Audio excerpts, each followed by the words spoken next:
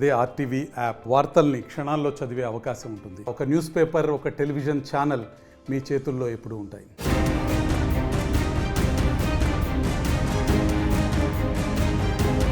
ఇండియాలో కొత్త బంగారం రాబోతుంది. ఇప్పటికే మార్కెట్లో 9 క్యారెట్ గోల్డ్ పై విపరీతంగా చర్చ నడుస్తోంది.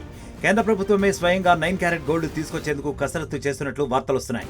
నిజానికి దేశంలో బంగారు ఆభరణాల చోరీ కేసులు పెరుగుతున్నాయి. ఈ చోరీల్ని కట్టడి చేయడంలో భాగంగా కేంద్రం 9 క్యారెట్ల బంగారం తీసుకురావాలని కసరత్తు చేస్తోంది. ఈ మేరకు నగల వ్యాపారులతో మోదీ ప్రభుత్వం చర్చలు జరుపుతోంది. చోరీల కారణంగా ఇప్పటికే చాలా మంది చౌక బంగారం కొనేందుకు ఆసక్తి చూపుతున్నట్లు వ్యాపారులు చెబుతున్నారు. అయితే మరీ 9 క్యారెట్ల పసిడి అంటే కాస్తంత ఆలోచించే పరిస్థితి ఉంది. ఈ నేపథ్యంలో 9 క్యారెట్స్ గోల్డ్ ఎంత నాణ్యతతో ఉంటుంది, దీనికి మార్కెట్లో డిమాండ్ ఉంటుందా అన్న ప్రశ్నలు వినిపిస్తున్నాయి. అసలు బంగారంలో క్యారెట్ల గోలేంటి, నాణ్యతకి క్యారెట్లకి ఉన్న లింక్ ఏంటి అనేది అర్థమైతే 9 క్యారెట్ల బంగారం భవిష్యత్తును అర్థం చేసుకోవచ్చు.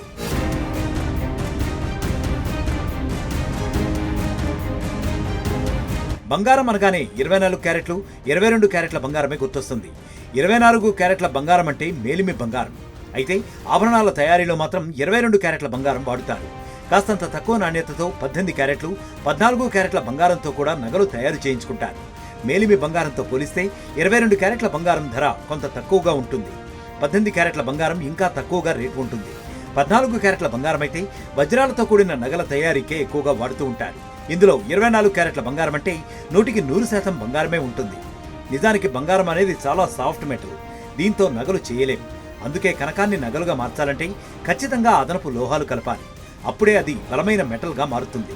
వెండి, రాగి, నికెల్, జింక్ లాంటివి కలిపితేనే బంగారంతో ఆభరణాలు చేయొచ్చు. ఎక్కువ మంది 22 క్యారెట్ల బంగారంతో నగలు చేయించుకుంటారు.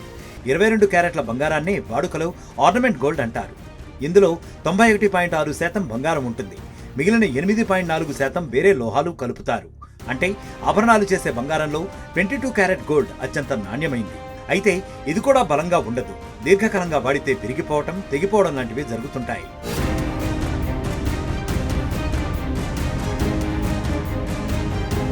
ఇక 18 క్యారెట్ల బంగారంతో కూడా ఆభరణాలు చేస్తారు. ఇందులో 75% బంగారం ఉంటే మిగిలిన 25% వేరే లోహాలు కలుపుతారు. ఇందులో పసిడి శాతం తక్కువగా ఉంటుంది, కానీ బలంగా ఉంటుంది. ఎక్కువ కాలం నిలిచి ఉంటుంది. రోజు వేసుకునే ఆభరణాల్ని 18 క్యారెట్ల గోల్డ్తో చేయించుకోవడం మంచిదంటుంటారు నిపుణులు.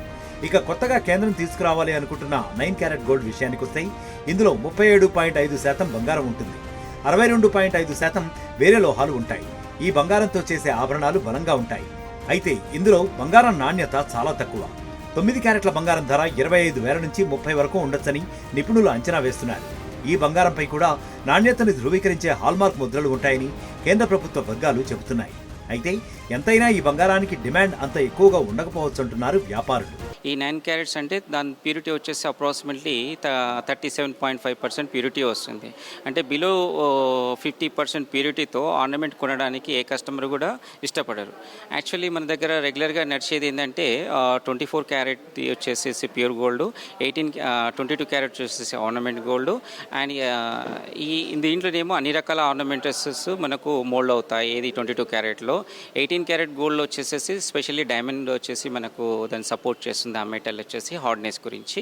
అదేవిధంగా 14 క్యారెట్స్ కూడా మన ఇండియాలో అవైలబుల్ ఉందండి. అది కూడా చాలా లిమిటెడ్ సెలెక్టెడ్ పీసెస్ మటుకి మనం యూజ్ చేస్తాం. అంటే లైక్ పొలికి డైమండ్స్కి మనం 14 క్యారెట్స్ ఎక్కువగా యూజ్ చేస్తాము. ఈ 9 క్యారెట్ జ్యువెలరీస్ అనేది కూడా అంతా ఎక్స్పోర్ట్కే మనం యూజ్ చేస్తాము. బట్ మన ఇండియాలో ఇది 100% సక్సెస్ కాదని చెప్పొచ్చండి.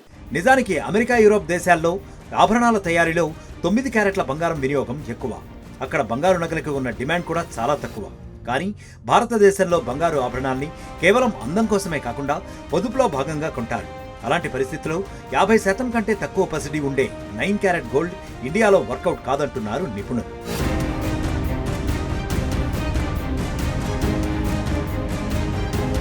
మరిన్ని వీడియోస్ కోసం ఛానల్ ని సబ్స్క్రైబ్ చేయండి. లేటెస్ట్ అప్డేట్స్ కోసం వాట్సాప్ ఛానల్ ని ఫాలో చేయండి. అండ్ లింక్ డిస్క్రిప్షన్ లో ఉంది.